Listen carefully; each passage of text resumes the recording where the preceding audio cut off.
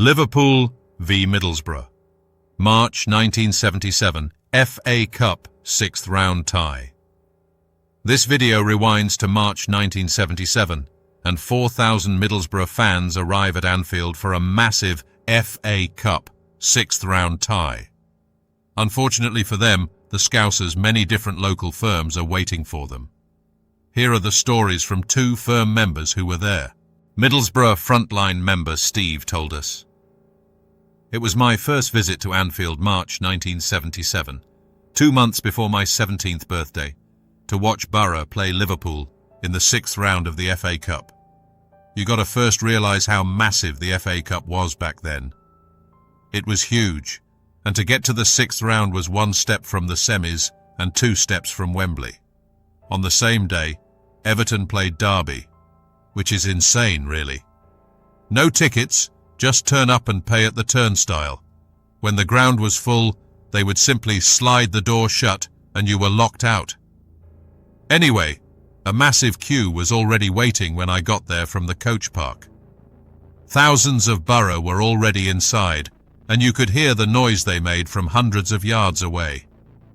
After what seemed like forever, I got into the Anfield Road End and was immediately set upon by several young scallies who couldn't have been more than 15 themselves, so all younger than me. Some of them might have been 12 or 13. At least 3 of them had blades.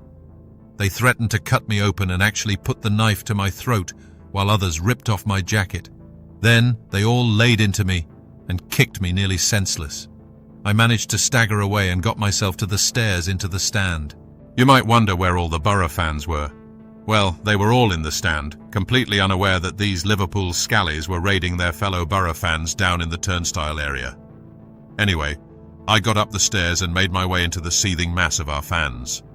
But what I saw will live with me forever. 4,000 Boro fans were being attacked by hundreds of Liverpool, some with knives, some with axes or hatchets. There was supposed to be a thin blue line of police and maybe even a fence. But somehow, these Liverpool had gotten over or through the bobbies, I don't know.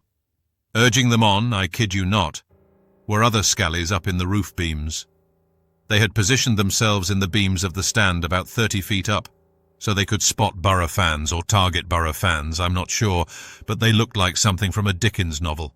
I mean, I thought Boro fans were rough. These were on a different level. Some of them looked like they hadn't washed in weeks. It really was unsettling, and I've never forgotten them. Eventually, more police arrived to quell the violence as Boro were giving as good as they were getting. After the match it was bedlam, with Boro receiving a thorough beating from, it seemed to me, every scally in Liverpool. Everton had at the same time run Derby ragged, and at one point there was a crossroads where Derby and Boro fans were being pursued by knife-wielding Liverpool and Everton fans who had united together to attack the away fans, whoever they were. A lot of people have told me since that this was a common tactic between the two Liverpool club's fans. I suppose it makes sense when you think about it, putting local rivalries aside to batter Cockneys or Manx or us, for example. Anyway, a lot of Boro got done that day. I somehow made it back to the coaches, but I heard terrible stories of what happened to the guys that went by train. It's a very long walk back to Lime Street, I think it was, and they were run all down the Scotland Road by thousands of Scousers. If you tripped or fell, or were just simply slow or unlucky, they would pounce on you, knife you, or take your clothes. Some got both. Those who made it back home vowed that they would seek revenge the next time Liverpool came to Boro, which was August 1977, which was, I think, the first home match of the new season. Every Boro fan was hell-bent on revenge, but a massive no-show from Liverpool meant we would have to wait. We did eventually get revenge, but that's another story for another day, perhaps. But that match at Anfield didn't put me off. I went back several times with Boro and never saw anything like the scenes I saw that day. So I must presume we simply met the Scousers on a good day or bad day, whatever way you look at it. I've never really bought into this lovable scallies routine the Scousers want you to believe. As both Anfield and Goodison were horrible places to visit for away fans back in the 70s and 80s, it's time for people like me to tell the truth. Liverpool Anfield Road. Ender Craig told us. I was part of the Scotland Road crew. We used to frequent the Annie Road and have it off big time with away fans. In those days, there was a small fence down the middle of the Annie Road, and protecting the away fans, just a thin blue line of police. A couple of these coppers, like Blackbeard, were renowned at the time for battering away fans, but they would also batter us if we took the piss. I remember the Boro game because Blackbeard, the copper, got a kicking from the Boro boys, who were under attack from us Annie Road crew.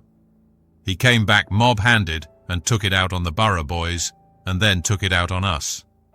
Helped by Flat-Nosed Face, another busy, they battered all of us troublemakers with their rubber batons. I say rubber, but they didn't feel like rubber when they landed on your head. I don't remember 4,000 Boro as your guy states, more like 1,000 to me, but still a good mob. We were delighted, of course, because we didn't get too many mobs visit Anfield those days. I remember Boro getting a good kicking from the Huyton and Dovecot boys, who were operating on the other side of the fence. They had a go back, but they were on the back foot for most of the time until the extra police arrived. At half-time, more Boro got done down at the T-Bar, another ambush point for lots of young scallies. After the match, we attacked their escort at the Jester's pub on Scotty Road. Lots of them legged it into unknown territory, unknown to them of course, but very well known to us. A lot of scallies funded their next 3 away matches that night, I can tell you.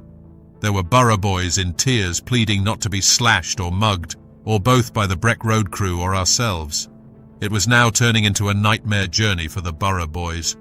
Even the cop came round to help out, and that was usually reserved for top firms, so high honour for Boro maybe. Anyway, it was carnage. The Boro that came by coach suffered just as bad, so I am told. With the coach park within throwing distance of Stanley Park, a whole stash of weapons were laid out waiting for them. Bottles, bricks, and everything else were waiting for those Boro boys.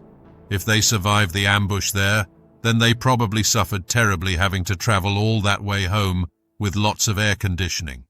I bet they all remember their journey to Anfield for this cup match. Great times for us, not so great for away fans. We thank Steve and Craig for their recollections. From personal experience, I know how horrible Anfield can be for an away fan. Gone were the friendly antics of the cop and that lovable scally sense of humour. Instead, you got slashed by Mr. Stanley or robbed of your gear, and it appears this visit from the Boro boys was no different. I believe revenge was in the air for their home encounter at Ayrsham Park the following year, but that's a story for another day, so look out for it. Also, don't forget to share, like and subscribe, as this really helps our channel grow and notifies you of new videos when you also hit the bell icon. Thanks.